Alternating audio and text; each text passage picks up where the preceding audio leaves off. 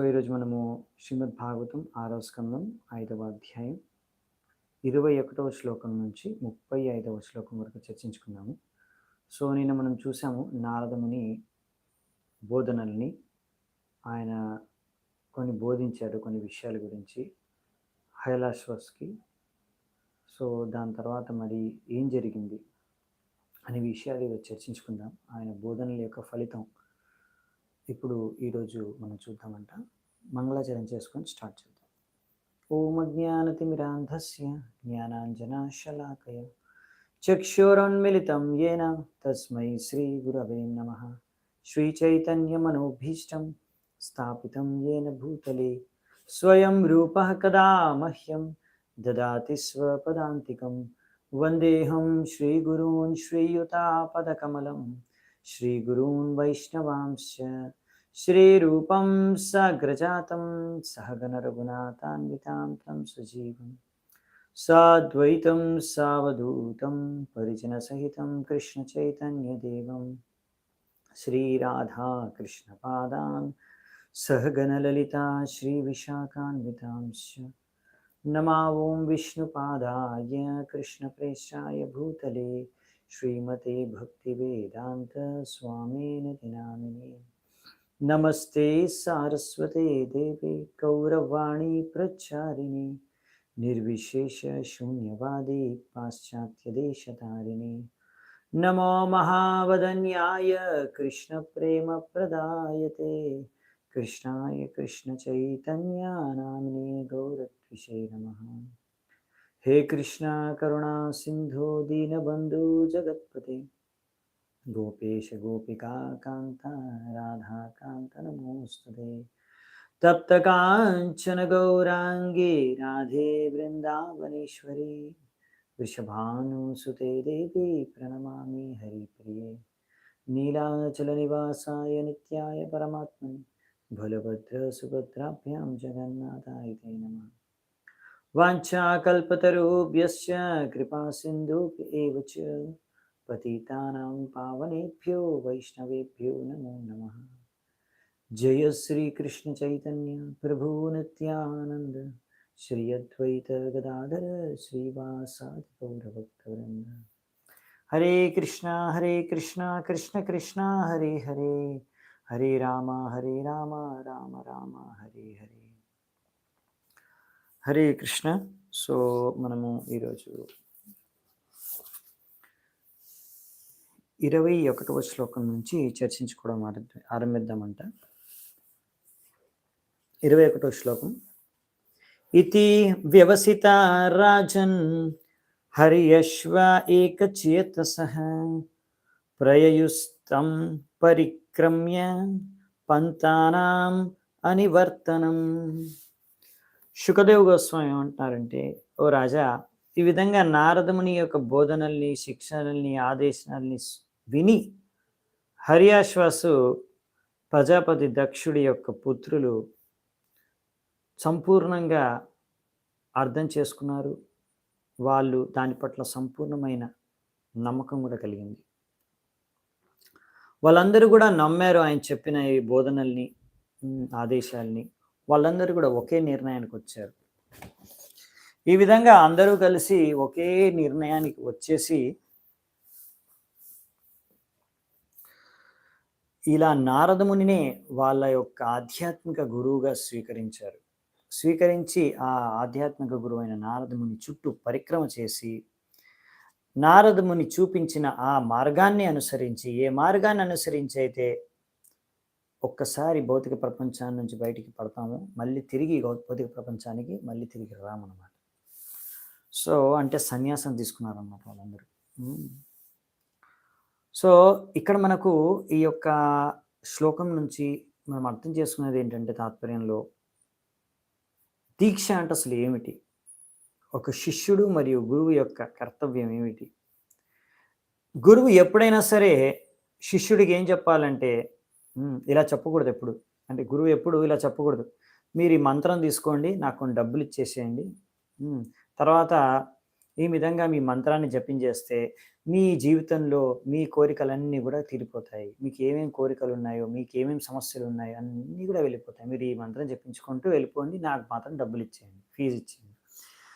So, ఇది correct పద్ధతి కాదనమాట. ఇవాళ రేపు చాలామంది బోగస్ గురువులు అలాగే ఉంటారు. చాలామంది కూడా వాళ్ళ దగ్గరికి అలాగే వెళ్తారు. నాకు ఈ సమస్య ఉంది, నాకు ఈ కోరిక ఉంది, నాకు పెళ్లి కావాలి, నాకు ఉద్యోగం కావాలి, నా శరీరం బాగోలేదు. సో, వీటన్నిటికి కావాలంటే కాలేజీకి, డాక్టర్ దగ్గరికి వెళ్ళొచ్చు. అంతేగాని ఇలాంటి బోగస్ గురువుల దగ్గరికి వెళ్ళకూడదు. వెళ్ళేసి ఆయనకు దక్షిణ ఇస్తారు. వాడు 10,000, 20,000 ఫీజు అడుగుతాడు. ఆ బోగస్ గురువు వాడికి ఇచ్చేసి, ఓహో! నాకు మంత్రం దొరికిపోయింది. లేకపోతే ఏదో బూడిద నిమ్మకాయ తీసుకొని ఇంటికొచ్చేసి ఇంకా మేము కూడా మాకు ఒక గురువు ఉన్నాడు. మా గురువు ఆదేశాన్ని మేము పాటిస్తున్నాం అనే మూర్ఖత్వంతో జీవించేస్తూ ఉంటారు భౌతిక జీవితాన్ని. సో, ఇది వీలాంటి వాళ్ళు బోగస్ గురువు. అసలైన గురువే కాదు. అలాంటి శిష్యులే కాదు. సో, ఇక్కడ మనకి గురువు యొక్క కర్తవ్యం ఏంటో ఇక్కడ చెప్పారు. ఎలా నువ్వు భౌతిక జీవితాన్ని ఇంకా బాగా జీవించొచ్చు దాని గురించి సలహాలు, ఉపదేశాలు ఇచ్చేవాడు అసలైన గురువు కాదు. గురువు ఏం చెప్పాలంటే, ఎలా ఈ భౌతిక జీవితాన్ని నువ్వు వదిలేసి జీవించాలి అనే విషయాన్ని ఆయన నేర్పించాలి. శిష్యుడు కూడా ఆ విషయాన్ని స్వీకరించి, అయ్యో! గురువు దగ్గరికి వెళ్తే నన్ను మళ్ళీ ఇది చేయొద్దు, అది చేయొద్దు అనేస్తారేమో, మళ్ళీ ఈ నియమాలు పాటించు, ఇన్ని మాలలు జపం చేయి అని చెప్తారేమో అని భయపడకూడదు. గురువు దగ్గరికి వెళ్ళి శిక్షణ గ్రహించి దాన్ని అనుసరించాలి. అలా అనుసరిస్తేనే భగవద్ధామాన్ని తిరిగి వెళ్ళగలరు. ఏ భగవద్ధామానికి తిరిగి వెళ్తే మళ్ళీ భౌతిక ప్రపంచానికి మళ్ళీ తిరిగి రారు. సో, అందుకని మనం ఎందుకు గురువు దగ్గరికి వెళ్ళాలనేది చాలా ఇంపార్టెంట్. చాలాసార్లు మనం వెళ్తాం అనమాట గురువు దగ్గరికి. ఆశీర్వాదం. ఒకసారి ప్రభుపాల్ వారి దగ్గరికి ఒకరు వచ్చారనమాట.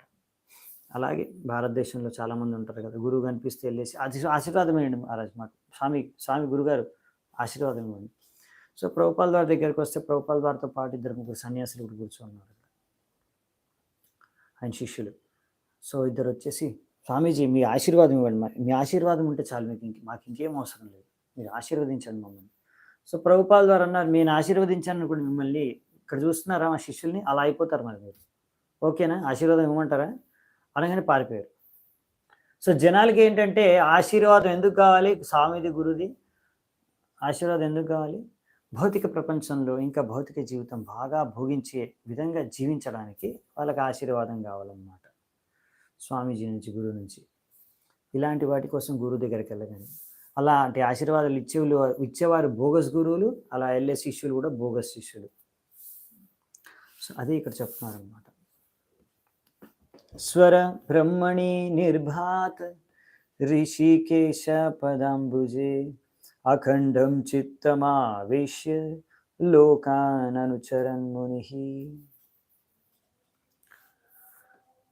7 స్వరాలు ఉంటాయి. సరే గమ పదని. మ్యూజికల్ ఇన్స్ట్రుమెంట్స్ వాయించేటప్పుడు యూజ్ చేస్తారు కదా. ఇవన్నీ అసలైంది ఎక్కడి నుంచి వస్తున్నాయి అంటే సామవేదాల నుంచి వస్తున్నాయి. నారదముని ఈ యొక్క స్వరాల్ని ఉపయోగించుకొని ఆయన భగవంతుడి గుణరీలల్ని, మహిమల్ని గుణగానం చేస్తూ ఉంటారు. అలాంటిదే ఒక మహామంత్రం మనం కూడా జపం చేస్తాం. హరే కృష్ణ కృష్ణ కృష్ణ హరే హరే, హరే రామ రామ రామ హరే హరే. సో, ఇది కూడా ఎందుకు అంటే మనం జపం చేసేది తద్వారా మా మనస్సును మనం భగవంతుడి పైన కేంద్రీకరించుకోగలగాలి. ఆ ఉద్దేశంతోనే మనం హరే కృష్ణ మహామంత్రాన్ని జపం చేస్తాం. ఈ విధంగా ఒక వ్యక్తి ఇలా ఇక్కడ నారదముని ఎప్పుడు భగవంతుడి నామాన్ని జపం చేస్తూ, భగవంతుడి గుణమహిమల్ని కీర్తన చేస్తూ, ఆ భగవంతుడిని ఎప్పుడు మనసులో తలుచుకుంటూనే ఉంటారు. ఎవరైతే రిషికేశ, అన్ని ఇంద్రియాలకి ఈశ్వరుడు ఆ భగవంతుని. ఈ విధంగా హర్యాశ్వాస్ని ఉద్ధరించిన తర్వాత నారదముని తన ప్రయాణం చేస్తూ ఉన్నారు, ముల్లోకాలు ప్రయాణిస్తున్నారు. భగవంతుడి పైన మనస్సుని ధ్యానం చేసుకుంటూ, కీర్తించుకుంటూ. చూడండి, నారదుని యొక్క గొప్పతనాన్ని ఇక్కడ చెప్పారు. నారదుని ప్రచారం చేశాడు, సక్సెస్ఫుల్. ఒక్క షాట్లో 10,000 మందిని సన్యాసుని చేసేసారు.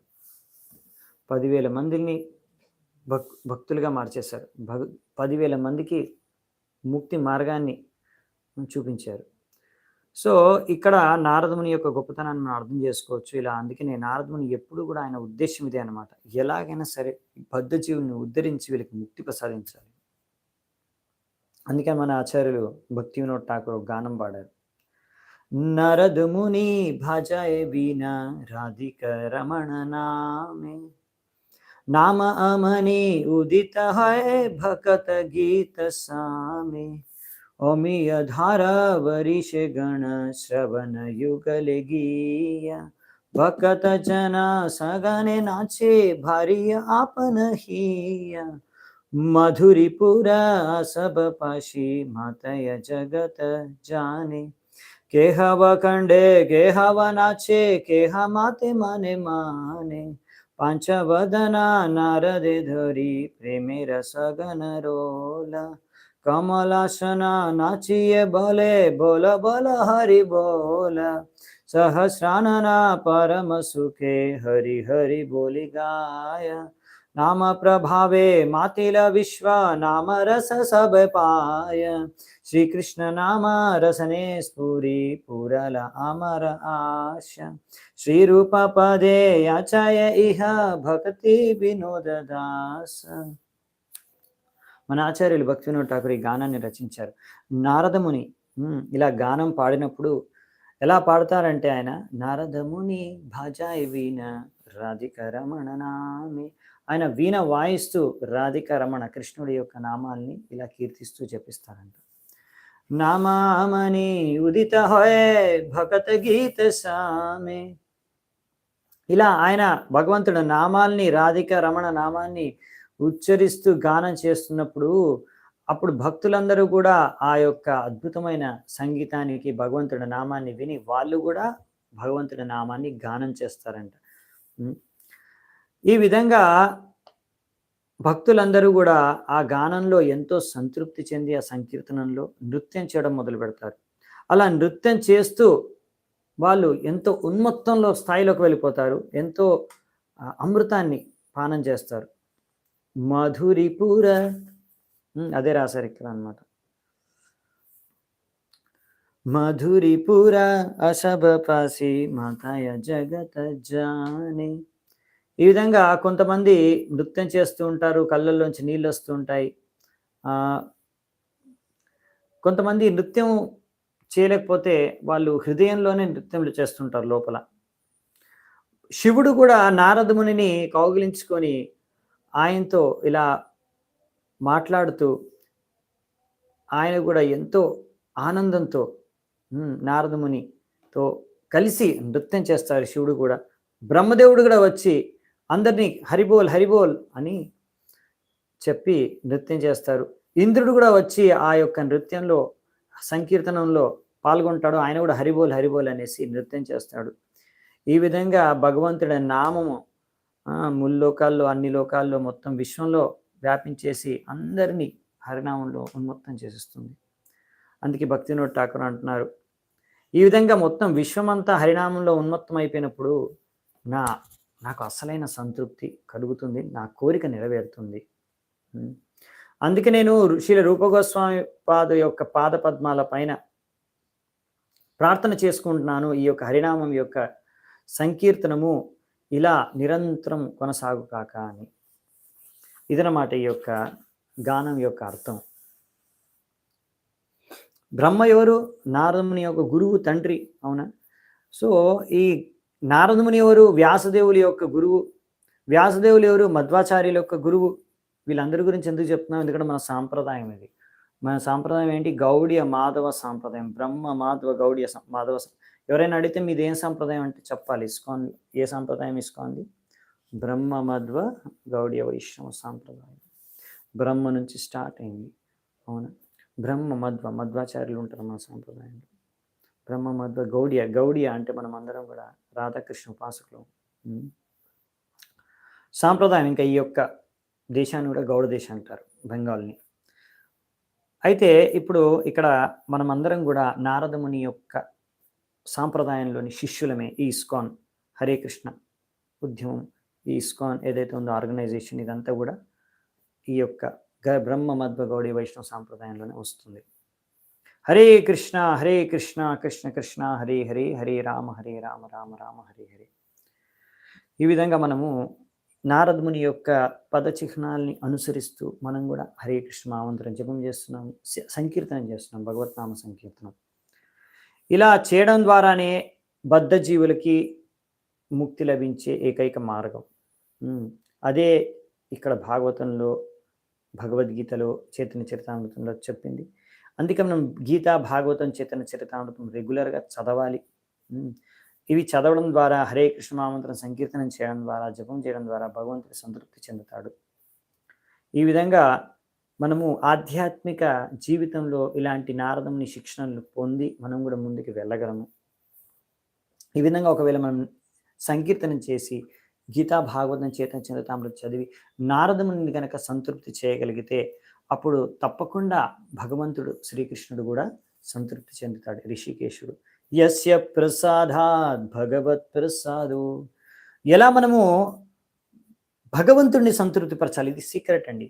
భక్తి మార్గంలో ఇదే సీక్రెట్. భగవంతుడిని ఎలా సంతృప్తి పరచాలి, ఎలా సంతృప్తి పరచవచ్చు అంటే భగవంతుడి యొక్క ప్రియమైన గురు ప్రతినిధి అంటే మన గురువు ఇక్కడ నారదముని సంతృప్తి పరచడం ద్వారా మనం భగవంతుడిని సంతృప్తి పరచవచ్చు. నారదమునిని ఎలా సంతృప్తి పరచవచ్చు? మన నారదముని మన ముందు లేడే. సో నారదమునిని ఎలా సంతృప్తి పరచవచ్చు అంటే మన ముందు ఉన్న ఎవరైతే మన ఇమీడియట్ గురువు, మనకి ఎవరైతే మార్గదర్శనం చేస్తున్నారో, శిక్షణ ఇస్తున్నారో ఆ యొక్క గురువు నారదముని యొక్క ప్రతినిధి మీకు. సో ఈ నారదముని యొక్క ప్రతినిధి అయిన మీకు శిక్షణ ఇచ్చే ఆ గురువు, ఆయన్ని మీరు సంతృప్తిపరచాలి. మీకు రోజు మార్గదర్శనం చేసే గురువుని మీరు సంతృప్తిపరచాలి. ఇది ఏకైక విధానం మీరు భక్తి మార్గంలో సక్సెస్ సాధించాలంటే. చాలా సింపుల్, ఈజీ. కానీ దీనికి అహంకారాన్ని వంచాల్సి వస్తుంది. గురువు ముందట అహంకారాన్ని వంచాల్సి వస్తుంది. వంచి ఆయన ఇచ్చిన శిక్షణల్ని స్వీకరించి మన జీవితంలో పాటించాల్సి వస్తుంది. సో అహంకారం తక్కువ వాళ్ళు ఈజీగా గురువుని స్వీకరించి, గురువు యొక్క శిక్షణని స్వీకరించి పాటించగలరు. సో అందుకే మనం నమ్రత అనేది, వినయం, నమ్రత అనేది ఉండాలన్నమాట. అప్పుడే మనం భగవత్నామాన్ని జపం చేయగలం, గురువు ఇచ్చిన ఆదేశాన్ని పాటించగలం. అహంకారం, దంభం, దర్పం, గర్వం ఉంటే భక్తులు ఏం ప్రగతి సాధించరు. అందుకనే మనం అర్థం చేసుకోవాల్సింది ఏంటంటే ప్రభుపాల ద్వారా ఇక్కడ రాశారు, నారదముని ఇచ్చే శిక్షణలు, బోధనలు, అలాగే మన వర్తమాన శిక్షా గురువు, దీక్షా గురువు ఇచ్చే బోధనలు, శిక్షణలు ఇవన్నీ కూడా ఒకటే, వేరు కాదు. ఎందుకంటే నారదముని కానీ మన వర్తమాన గురువులు కానీ మనకి శ్రీకృష్ణుడు భగవద్గీతలో చెప్పిందే చెప్తారు, వేరే ఏం చెప్పరు. అప్పుడే వాళ్ళు ప్రామాణికమైన గురువులు పరంపరలో వస్తున్నారు. కృష్ణుడు ఏం చెప్పాడు భగవద్గీతలో? మన్మనాభవ మద్భక్తో మధ్యాజిమాం నమస్కురు మాం ఏవైష్యసి సత్యం తే ప్రతిజ్ఞానే ప్రియోసి మే సర్వధర్మాన్ పరిత్యజ్య మామేకం శరణం వ్రజ అహం త్వాం సర్వ పాపేభ్యో మోక్ష ఈశామి మా శుచః. ఈ విధంగా నన్నే తలుచుకో, నాకు నమస్కారం చెయ్యి, అలా నాకు భక్తి చేసుకో, అన్ని కూడా నాకు అర్పించు, నాకు శరణాగతం అయిపో. ఈ విధంగా నువ్వు నాకు భక్తి చేసుకొని నాకు శరణాగతం అయిపోతే నీ అన్ని పాపాలని, సమస్త పాపాలని తొలగించేసి నీకు ముక్తి ప్రసాదిస్తాను, నువ్వు భయపడాల్సిన అవసరమే లేదు, నీ పాపాలన్నీ తొలగించేస్తాను అని భగవంతుడు మనకు ఆశ్వాసం ఇస్తున్నారు భగవద్గీతలో. అవునా? సో ఇవే మనకి గురువులు కూడా, మన గురువులు కూడా, ప్రభుపాల ద్వారా కూడా మనకు ఇప్పుడు ఉన్న శిక్షా దీక్ష గురువులు కూడా, వర్తమాన గురువులు కూడా శిక్షణలు, బోధనలు ఇచ్చేది. సో అందుకనే మనము ముఖ్యమైన విషయం ఏంటంటే అందుకే గురువుని ఆశ్రయించాలి. గురువుని ఆశ్రయించి గురువు మార్గదర్శనంలో మనము భక్తి చేసుకోవాలన్నమాట. చాలాసార్లు ఏంటంటే మనకు అర్థం కాదు ఎలా భక్తి చేసుకోవాలి, సో ఇష్టం వచ్చినట్టు చేసుకుంటాం. అలా కాదనమాట. గురువుల యొక్క మార్గదర్శనంలో, గురువు యొక్క అధ్యక్షతలో మనం భక్తి మార్గాన్ని అనుసరించాలి. నాశం నిశమ్య పుత్రానాం నారదాశీలశాలినాం అన్వత్తప్యత కశోచన్ సుప్రజస్త్వం శుచాం పదం. హర్యశ్వస్ ప్రజాపతి దక్షుడి యొక్క పుత్రులు, వాళ్ళందరూ కూడా ఎంతో మంచి సంస్కారం, సభ్యత కలిగిన వాళ్ళు. కానీ ఇప్పుడు వాళ్ళందరూ కూడా దుర్భాగ్యవశాత్తు నారదముని శిక్షణల్ని అనుసరించి వాళ్ళ తండ్రి యొక్క ఆదేశాల్ని ఉల్లంఘించారు ఒక విధంగా, లేకపోతే ఆ ఆదేశాల నుంచి వాళ్ళు ఇప్పుడు ఇంకో దిశలో వెళ్ళిపోయారు, ఆదేశాలు పాటించలేదు అనే విషయాన్ని ఎప్పుడైతే దక్షుడు తెలుసుకున్నాడో, దక్షుడి దగ్గరకు వచ్చిందో,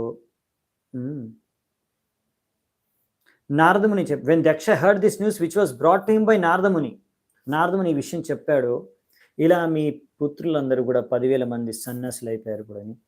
అప్పుడు దక్షుడు ఇంతమంది మంచి మంచి పుత్రుల యొక్క తండ్రి, అందరినీ కోల్పోయాను నేను అనేసి ఇంకా ఎంతో బాధపడడం మొదలుపెట్టాడంట. ఇక్కడ నుంచి చూడండి, చాలా ఇంట్రెస్టింగ్ విషయాలు ఉన్నాయి ఇక్కడ. మనకి ప్రభుపాల్ వారు తాత్పర్యాల్లో చెబుతారు. మీకు ఆల్మోస్ట్ అన్ని తాత్పర్యాలు బాగానే చర్చించుకుంటూనే ముందుకు వెళ్దామంట.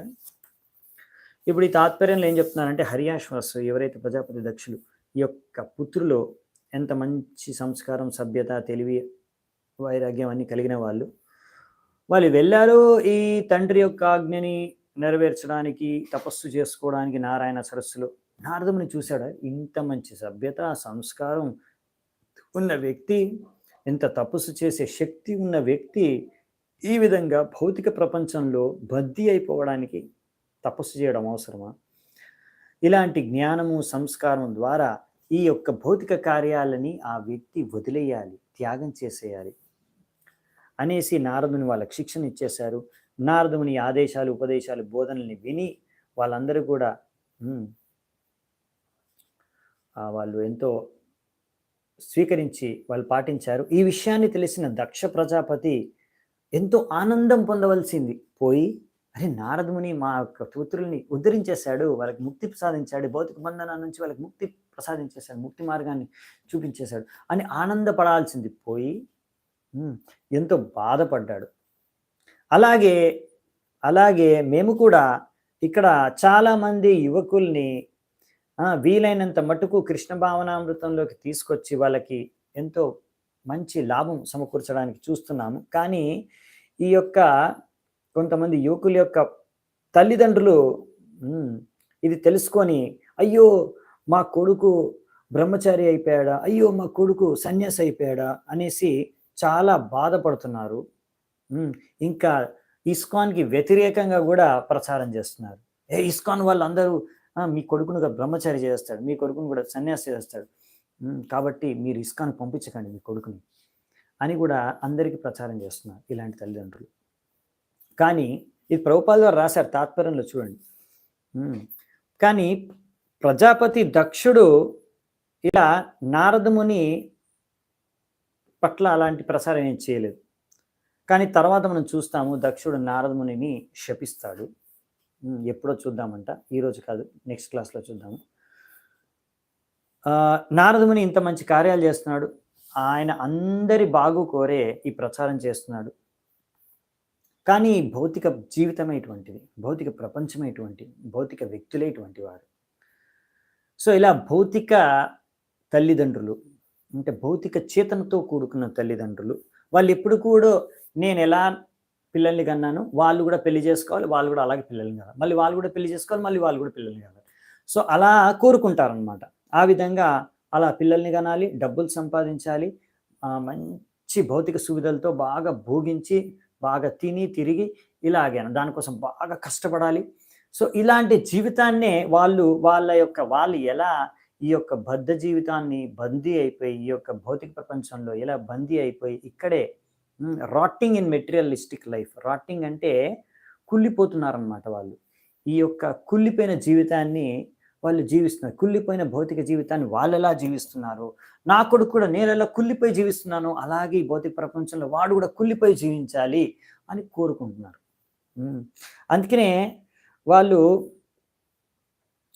ఈ విధంగా ఎప్పుడైతే వాళ్ళ పిల్లలు కానీ కొడుకు కానీ ఈ ఇస్కాన్లో జాయిన్ అయిపోతే, ఈ కృష్ణ భావనామృతం యొక్క ఉద్యమంలో జాయిన్ అయిపోతే చాలా బాధపడిపోతున్నారు. అయ్యో ఇంత చదివించిన తర్వాత ఎందుకు పనికిరాని వాళ్ళ అయిపోయాడే, సన్యాసి అయిపోయాడే, బ్రహ్మచారి అయిపోయాడే అని బాధపడుతున్నారంట. సో ఇక్కడ పాయింట్ ఏంటంటే తెలియదు వాళ్ళకి తల్లిదండ్రులకే తెలియదు జీవిత లక్ష్యం ఏంటో. జీవిత లక్ష్యం ఏంటంటే భగవంతుడిని అర్థం చేసుకోవడం, భగవంతానికి తిరిగి వెళ్ళడం. అది జీవిత లక్ష్యం.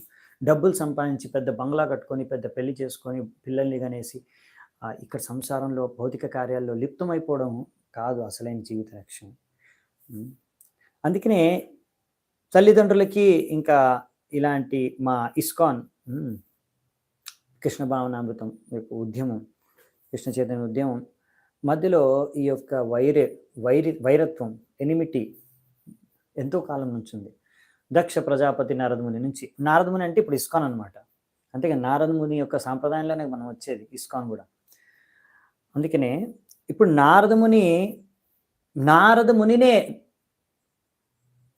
దక్షుడు ఇప్పుడు ఎన్నో మాటలు అంటాడు, అది తర్వాత చూద్దామంట నెక్స్ట్ క్లాస్లో. సో నారదమునిని ఖండిస్తున్నారు ఇక్కడ దక్షుడు. అంటే ఇంకా మరి వేరే వాళ్ళ గురించి ఇంక మనం చెప్పనక్కర్లేదు. అయినా కానీ నారదమునిని ఎంత ఖండించినా కానీ దక్షుడు అటువంటి తల్లిదండ్రులు ఆయన ఏమాత్రం పట్టించుకోకుండా ఆయన ప్రచారం చేసుకుంటూనే వెళ్ళిపోతున్నాడు. ఆయన మిషన్ ఎలాగైనా సరే ప్రచారం చేసి ఎంతమందిని వీలైతే అంతమంది బద్ధజీవుల్ని ఉద్ధరించాలనే మిషన్ని మాత్రం ఎప్పుడు వదిలేయలేదు. ఎందుకంటే ఇలా ఎంతమందిని వీలైతే అంతమందిని ఉద్ధరించడానికే నారదముని ఇలా ఆయన యొక్క వీణ తీసుకొని నారదముని బజాయే వీణ రాధిక రమణనామి.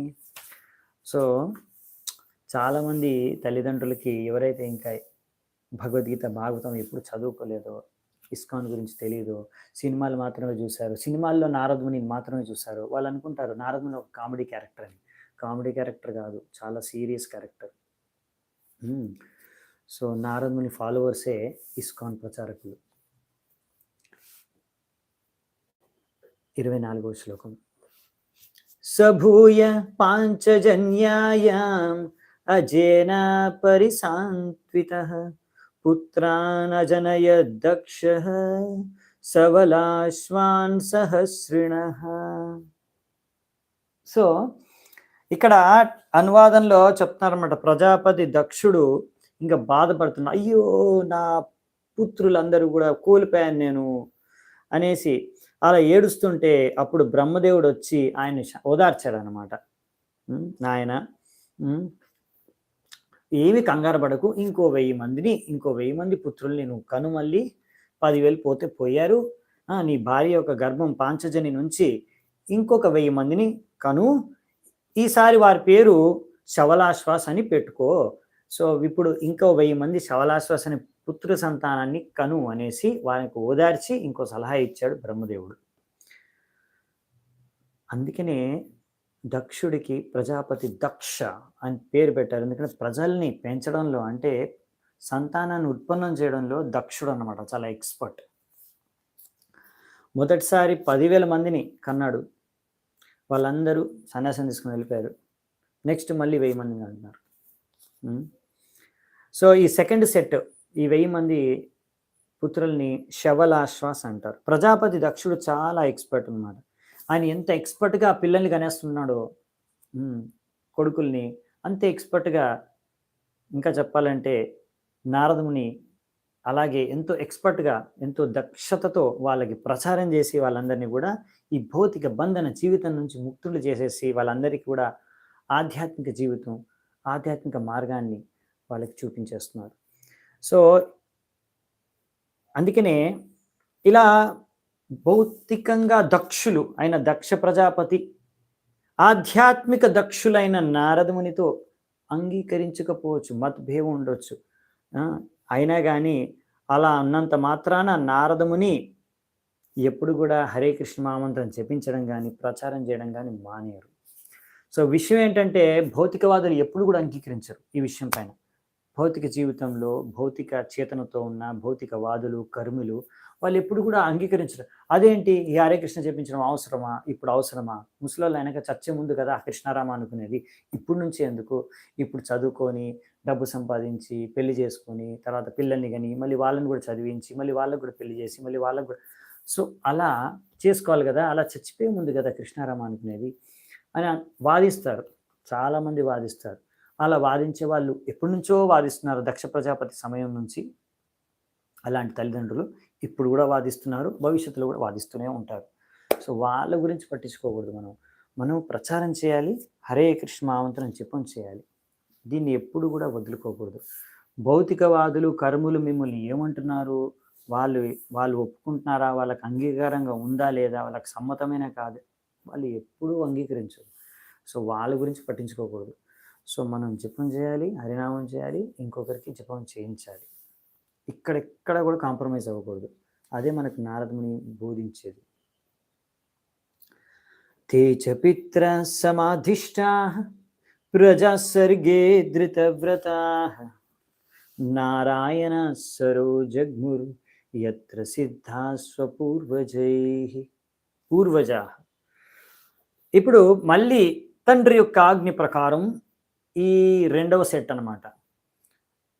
శవలాశ్వాస్ వీళ్ళు కూడా నారాయణ సరస్ ఎక్కడైతే వాళ్ళ అన్నయ్యలు వెళ్ళారో 10,000 మంది అన్నయ్యలు వెళ్ళి ఎక్కడైతే తపస్సు చేసుకున్నారో పిల్లల్ని కనడం కోసం తపస్సు చేసుకోవడానికి వెళ్ళారో అలాగే మళ్ళీ 1000 మంది కూడా అక్కడే పంపించారనమాట దక్షుడు. వెళ్ళండి అయ్యా, వెళ్ళి బాగా తపస్సు చేసుకొని వచ్చి మళ్ళీ పిల్లల్ని కనండి అని పంపించాడు. అలా పంపించారు. ఏ ప్లేస్లో అయితే నారదుని వెళ్ళి ప్రచారం చేసి వాళ్ళందరినీ సన్యాసం చేసేసారో అక్కడ పంపించేశారనమాట.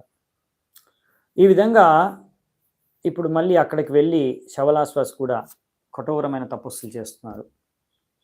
ఇప్పుడు ప్రజాపతి దక్షుడు ఆయన రెండవ సెట్ పుత్రుల్ని అక్కడికి పంపించాడు. ఎక్కడైతే తన మొదటి సెట్ ఆఫ్ పుత్రులు 10,000 మంది జీవితాన్ని సార్థకం చేసుకున్నారు, ఆయన ఏమాత్రం నిస్సంకోచించలేదు. మళ్ళీ సెకండ్ గ్రూప్ని కూడా అక్కడే పంపించాలా అని పంపించేశాడు. అంటే మళ్ళీ కూడా అక్కడ నారదముని వచ్చి మళ్ళీ బోధించి వాళ్ళని మళ్ళీ ఈ భౌతిక జీవితాన్ని త్యాగం చేసే విధంగా ఆయన చేయొచ్చు కదా. కానీ ఇక్కడ మనం ఒక విషయం అర్థం చేసుకోవాలి, ఎందుకు అలా దక్ష పంపించాడు అనేది. ఇది వేదిక సంస్కృతి సభ్యత. ఎవరైనా సరే ముందు బ్రహ్మచర్యను పాటించాలి జీవితంలో. జీవితంలో మొదటి అంగం ఏంటంటే, మొదటి ఆశ్రమం ఏంటంటే బ్రహ్మచారి ఆశ్రమం. ప్రతి ఒక్కరు కూడా బ్రహ్మచర్యని పాటించాలి.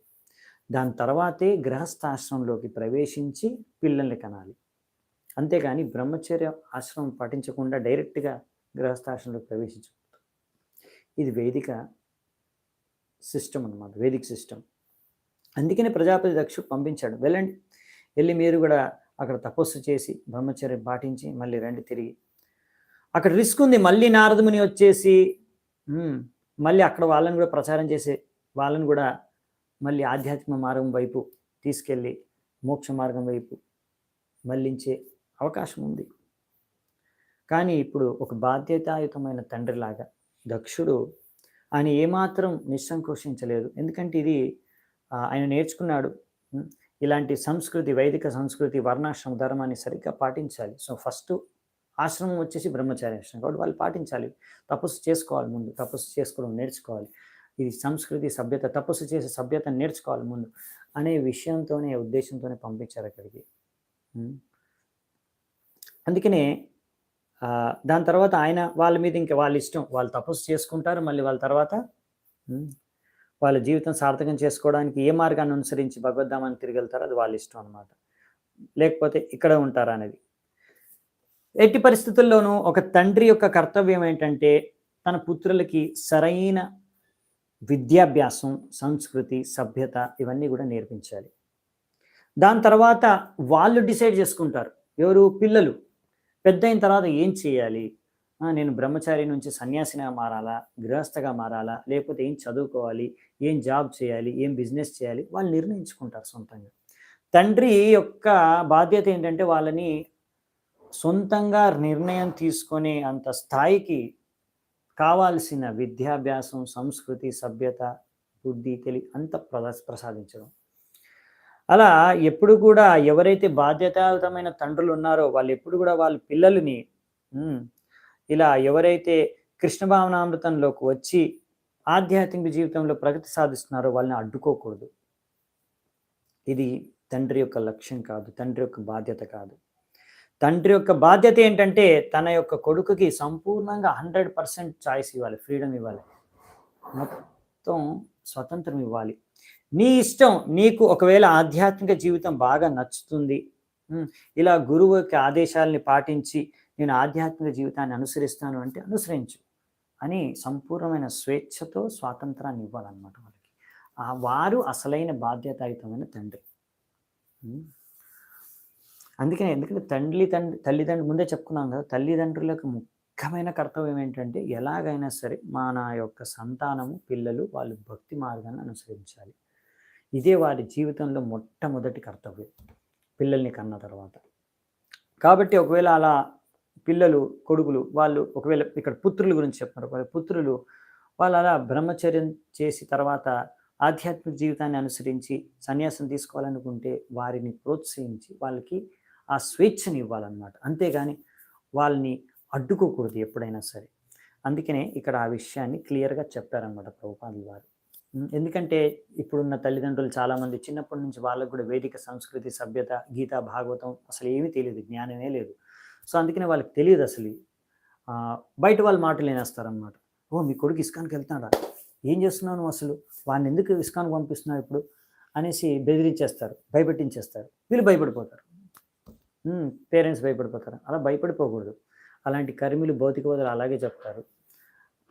అందుకనే గీత, భాగవతం చదువుకుంటే మనకు అర్థమవుతుంది. ఎవరైనా భక్తి మార్గాన్ని అనుసరిస్తే, ఆధ్యాత్మిక మార్గాన్ని అనుసరిస్తున్నారంటే అదే జీవితం యొక్క పరమ ఉద్దేశం. సో అది ఎవరైనా అనుసరిస్తే ఎంతో ఆనందపడాలి కానీ దుఃఖించకూడదు అనమాట. 26వ శ్లోకం. తత్ ఉపస్పర్శనాదేవ వినిర్ధూతమలాశయాః జపంతో బ్రహ్మ పరమం తే పుస్తత్ర మహత్తపః. నారాయణ సరస్సు దగ్గర ఈ రెండవ గ్రూప్, సెకండ్ గ్రూప్ శవలాశ్వస్ అనే పుత్రులు వెళ్ళి ముందు వాళ్ళ అన్నయ్యలు ఎలా తపస్సు చేసుకునేవారో అలాగే తపస్సు చేసుకుంటున్నారంట. అక్కడికి వెళ్ళి వాళ్ళు కూడా ఆ నదిలో స్నానం చేసి తద్వారా వాళ్ళు హృదయంలో ఉన్న ఆ భౌతిక కోరికలన్నీ కూడా తొలగిపోయాయి, శుద్ధమైపోయాయి. వాళ్ళు బహిరంగ లోపాల అన్ని విధాలుగా శుద్ధమైపోయారు. దాని తర్వాత వాళ్ళు మంత్రాలు ఉచ్చరిస్తూ, ఓంకారంతో మొదలయ్యే మంత్రాలన్నింటిని ఉచ్చరిస్తూ తీవ్రమైన కఠోరమైన తపస్సులు మొదలుపెట్టారంట. వైదిక మంత్రాలన్నీ కూడా బ్రహ్మాక్షరమైన ఓంకారం నుంచి మొదలవుతాయి. ఓం నమో భగవతే వాసుదేవాయ. భగవంతుడు కృష్ణుడు గీతలో చెప్పారు, ప్రణవః సర్వవేదేషు. అన్ని వేద మంత్రాల్లో మొదట వచ్చేది ప్రణవ మంత్రం ఓం. ఆ ఓంకారం, అవునా, ఈ ఓంకారం ఇది నేను అని కృష్ణుడు భగవద్గీతలో చెప్తున్నాడు. ఆ ఓం నేను. కాబట్టి ఓం అనేది, కృష్ణ అనేది అభిన్నం. అంటే మనం హరే కృష్ణ జపిస్తున్నాం కదా, మళ్ళీ అందులో ఓం హరే కృష్ణ జపించట్లేదు. ఎందుకు అంటే మనం డైరెక్ట్గా భగవంతుడి నామాన్ని జపిస్తున్నాము, కృష్ణుడు అంటేనే ఓం. కాబట్టి మళ్ళీ ఓం అని జపించే అవసరం కూడా లేదు మనకి.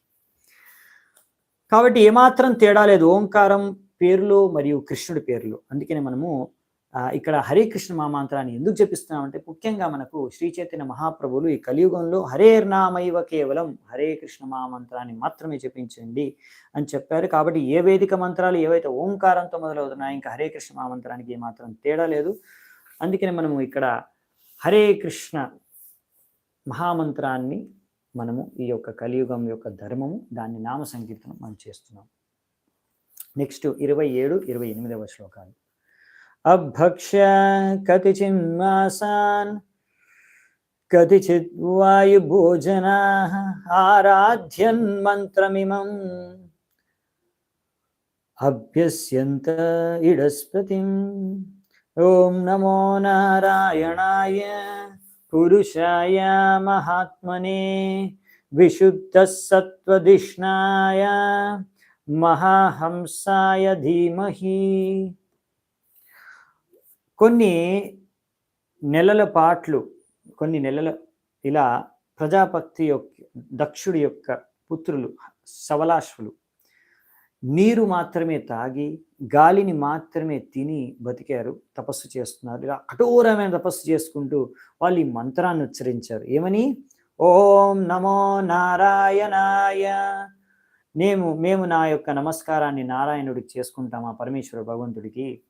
పురుషాయ మహాత్మనే, ఆయన మహాత్మ పురుషుడు ఎవరైతే విశుద్ధ సత్వదిష్ణాయ మహాహంసాయ ధీమహి, ఎప్పుడు తన యొక్క ధామంలో, ఆధ్యాత్మిక ధామంలో ఉంటారు.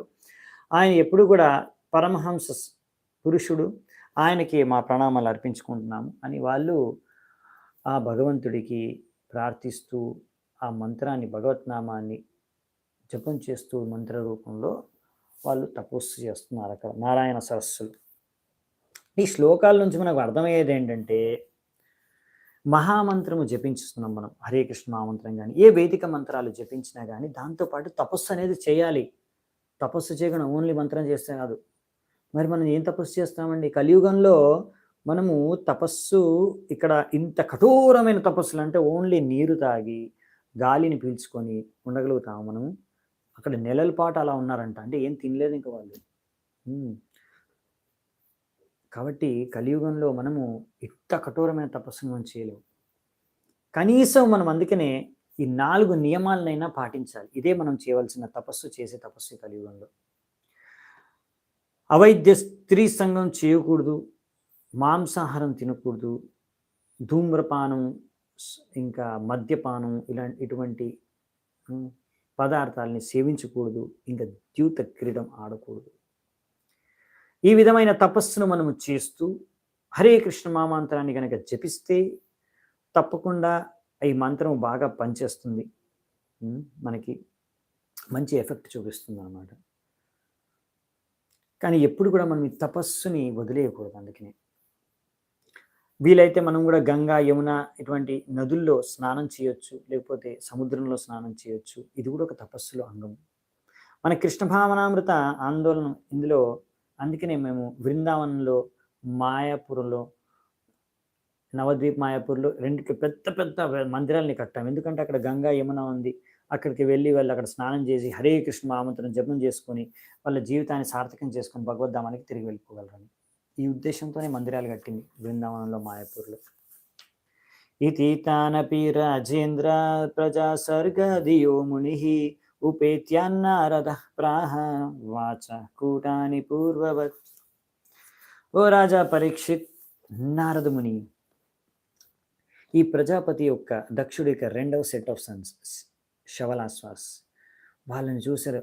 ఓ వీళ్ళు ఎంత చక్కటి పిల్లలు, ఎంత బాగా తపస్సు చేసుకుంటున్నారు అని చెప్పి వచ్చేసి తెలుసుకొని ఏ విధంగా అయితే వాళ్ళ అన్నయ్యలకి ప్రచారం చేశారు అద్భుతమైన వచనాలతో, వాక్యాలతో, అలాగే వీళ్ళ దగ్గరికి కూడా వచ్చి ఇప్పుడు వీళ్ళకి కూడా అలాగే ప్రచారం చేశారు.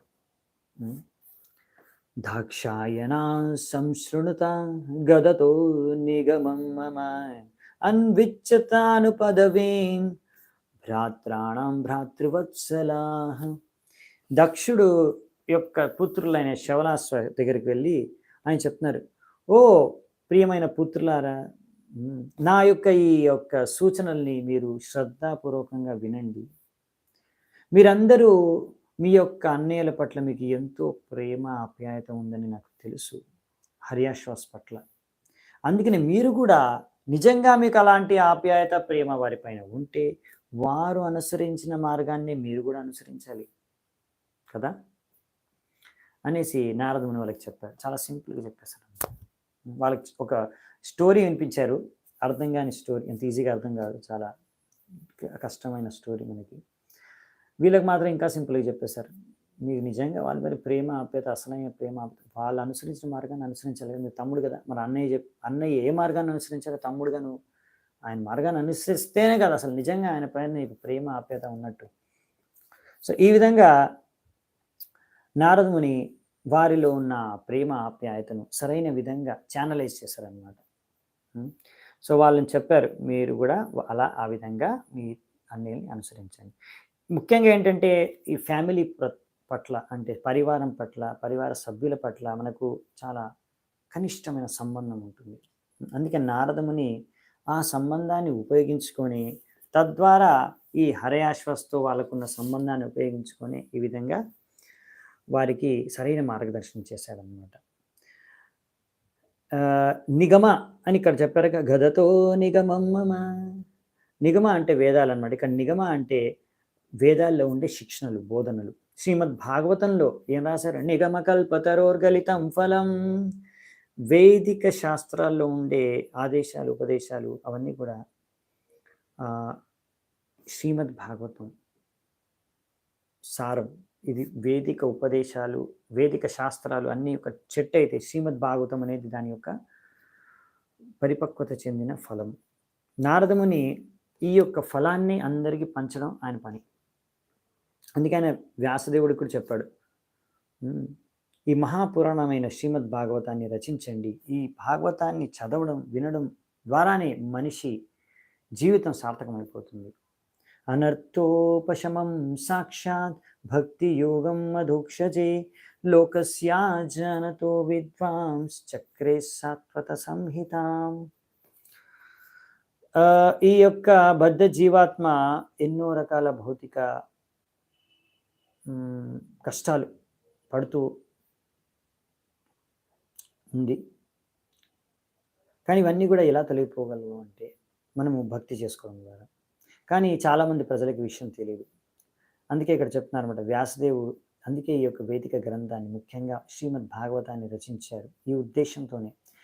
ఇక్కడ అంధకారంలో, అజ్ఞానంలో ప్రజలందరూ కూడా తప్పుదారిలో వెళ్తున్నారు.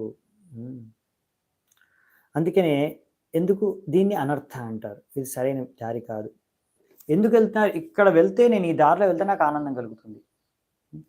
ఇలా నేను భోగించాను అనుకోండి, ఇది తిన్నాను అనుకోండి, ఇది తాగాను అనుకోండి, ఇలా ఈ విధంగా నేను నా ఇంద్రియాన్ని భోగిస్తే నాకు ఆనందం కలుగుతుంది అనే ఉద్దేశంతో జనాలు తప్పుదారిలో వెళ్తున్నారు. కానీ వాళ్ళకి తెలీదు ఇవన్నీ భౌతిక విషయాలు, వస్తువులు, కార్యాలు వాళ్ళకి ఆనందాన్ని, అసలైన ఆనందాన్ని ఇవ్వలేవు. అందుకే నేను నారదముని వ్యాసదేవుడికి శ్రీమద్ భాగవతాన్ని రచించమని చెప్పారు.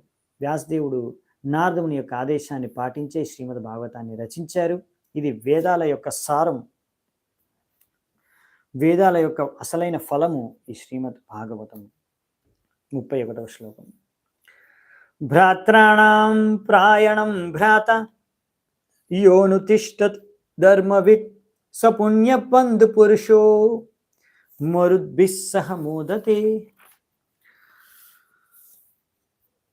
తమ్ముడు ఎప్పుడైనా సరే ఎవరికైతే ధర్మం గురించి తెలుసో, ధర్మాన్ని అనుసరించే తమ్ముడు అన్నయ్య అడుగుజాడల్లో నడుచుకుంటూ వెళ్ళిపోతాడు. Because of being highly elevated such a pious brother gets opportunity. So అటువంటి తమ్ముడికి, అనుసరించే తమ్ముడికి దేవతలు, మరుతులు వంటి మహాదేవతల యొక్క సాంగత్యం లభిస్తుంది. ఎవరైతే అలా వాళ్ళ అన్నయ్యను అనుసరిస్తారో వాళ్ళకి. విషయం ఏంటంటే ఇక్కడ నారదముని చెప్తున్నారనమాట, మీరు కూడా మీ అన్నయ్యలను అనుసరిస్తే వాళ్ళకు లభించిన లాభం, వాళ్ళకు భగవద్ధామం వాళ్ళు వెళ్తున్నారు, మీరు వాళ్ళతో పాటు అదే దారిలో భగవద్ధామానికి వెళ్ళిపోవచ్చు అనేసి ఇక్కడ వాళ్ళకి డైరెక్షన్ ఇస్తున్నారు.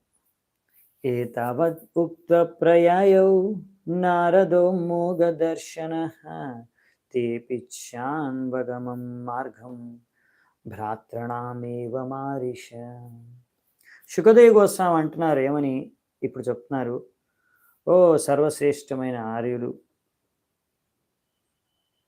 ఈ విధంగా ఆర్య, ఈ విధంగా ప్రజాపతి దక్షుడి యొక్క పుత్రులకి నారదముని ఉపదేశం చేసిన తర్వాత ఏ నారదముని యొక్క దృష్టి పడిందో అది ఎక్కడ వృధా అవ్వదు. ఒక్కసారి నారదముని దృష్టి పడింది అంటే ఫలితం రావాల్సిందే. సో ఆయన ఇప్పుడు దృష్టి పెట్టాడు ఎవరి మీద? శవలాశ్వస్ పైన. సో అది ఎప్పుడు వేస్ట్ అవ్వదు. ఆయన ప్లాన్ ప్రకారమే దక్షుడి యొక్క ఈ సెకండ్ సెట్ ఆఫ్ పుత్రులు శవలాశ్వాస్ వాళ్ళు కూడా వాళ్ళ యొక్క అన్నయ్య దారిని పట్టి వాళ్ళు కూడా అదే దారిలో వెళ్ళిపోయారు.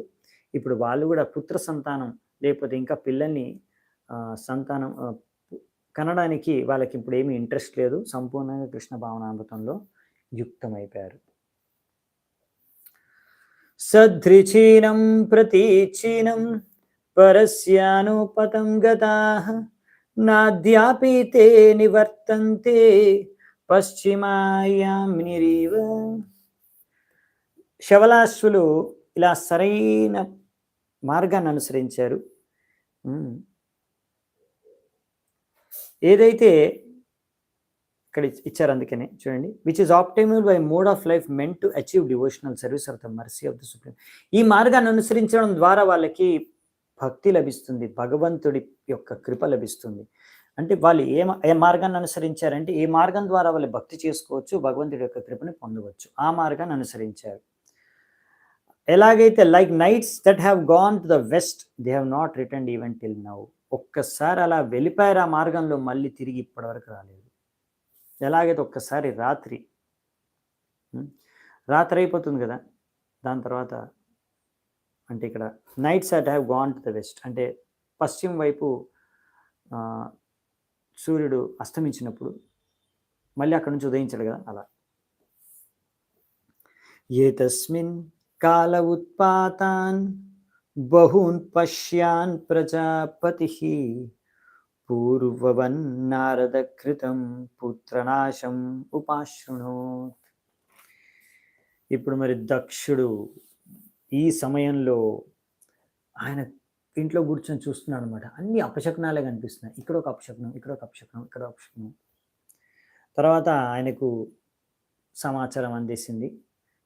ఆయన రెండవ సెట్ ఆఫ్ సన్స్ 1000 మంది శవలాశ్వులు కూడా వాళ్ళ అన్నయ్యల దారిలోనే వెళ్ళిపోయారంట. ఎందుకు? నారదుని యొక్క ప్రచారం యొక్క ప్రభావం కారణంగా. ఇది తెలిసిన దక్షుడు చుక్రోధ నారదాయాసు పుత్ర శోకా విమూర్ఛిత దేవర్షిం ఉపలభ్యా రోషాద్ విస్ఫూరితాధర. ఆయన ఎంతగా ఇప్పుడు ఈ విషయాన్ని తెలుసుకోగానే ఇలా శవలాసులందరూ కూడా భక్తి చేసుకోవడానికనేసి వెళ్ళిపోయారు, ఈ లోకాన్ని వదిలి వెళ్ళిపోయారు. అంటే భౌతిక లోకాన్ని, భౌతిక ప్రపంచాన్ని, భౌతిక జీవితాన్ని వదిలేసి సంపూర్ణంగా భక్తి చేసుకోవడానికి వెళ్ళిపోయారు అని తెలుసుకొని, ఈ నారదుని యొక్క ప్రచారం యొక్క ప్రభావాన్ని తెలుసుకొని నారదుని పట్ల ఎంతగా క్రోధం వచ్చేసిందంటే ఆయన మూర్ఛితుడైపోతున్నాడు. లేకపోతే ఆ నారదమునిని చూడగానే ఆయన యొక్క పెదవులు అదరులు కూడా కదులుతున్నాయంట కోపంతో. బాగా కోపం వచ్చినప్పుడు పెదాలు అదురుతాయి కదా, అలా అదురుతున్నాయంట. అలా అదిరే పెదాలతో ఇప్పుడు మాట్లాడుతున్నాడంట నారదమునితో. ఇప్పుడు మరి ఏం చెప్తాడనే విషయం దక్షుడు నారదమునికి శపిస్తాడని చెప్పుకున్నాం. ఏం శపిస్తాడనే విషయం నెక్స్ట్ క్లాస్లో చర్చించుకుందాము. ఇంకా అది ఒక లైన్లో వదిలేడు, ఒక శ్లోకంతో వదిలేడు అనమాట. చాలా శ్లోకాల్లో నారదుని శపిస్తాడు, ఇంకా ఎన్నో మాటలు అంటాడు. సో దాని నుంచి మనం ఏం నేర్చుకోవచ్చు అనేది చాలా ముఖ్యమైన విషయం. అది ప్రభుపాద వారి తాత్పర్యం నుంచి నేర్చుకోవచ్చు. సో ఈరోజు ఈ లాస్ట్ తాత్పర్యం ఒక మంచి ఇంపార్టెంట్ తాత్పర్యం, ఇది చూసుకొని ముగిద్దామంట.